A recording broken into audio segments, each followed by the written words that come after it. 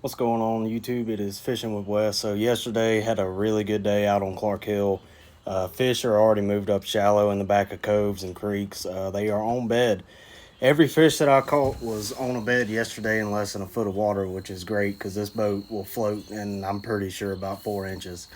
So I did a few modifications. I took my Sunday to kind of reset the boat, kind of fix a couple rods that I don't even know what happened, but it happened. So, for instance, I had my rods just kind of tucked underneath there, but when I was running, I mean, they were bouncing all over the place and causing damage to the eyes. So, went by Lowe's and picked up a couple of these little I don't even know what you would call it, but they're hooks and some bungees.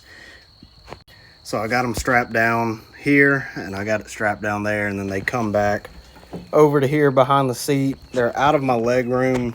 They're not in my way at all, and it's going to help to keep them secured. Another thing is I added my spare line right there. It's got a suction cup, the Contra line. I really like that by Strike King, and I'm not sponsored by them at all. It's just something that I like to use. Got my tool holder up there with all of my tools, little baits that I was switching through in and out with. It was mounted here underneath where the rods are now, and I'm going to have to fix that freaking hole. Nothing like holes in your boat. But it'll be a little bit easier to get to my stuff. Another thing was my light bar was screwed on top with 3/8 inch self-tappers, but it still came loose. So as you can see, I actually drilled through the very top beam, added in some bolts, got it nice and secure.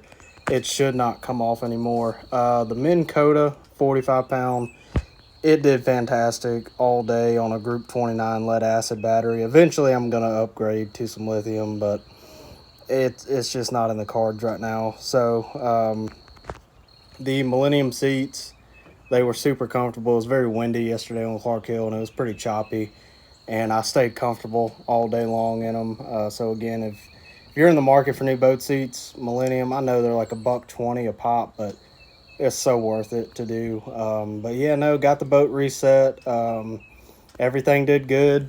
The Mariner gave me a little bit of slack, but she did run good. I mean, she's old. She's a 95. But once she got warmed up, she was ready to go. I think I got about 22 miles an hour on her. But yeah, I'm going to have to adjust the rod height because I was getting some over-cavitation and water was coming up over the back of the transom.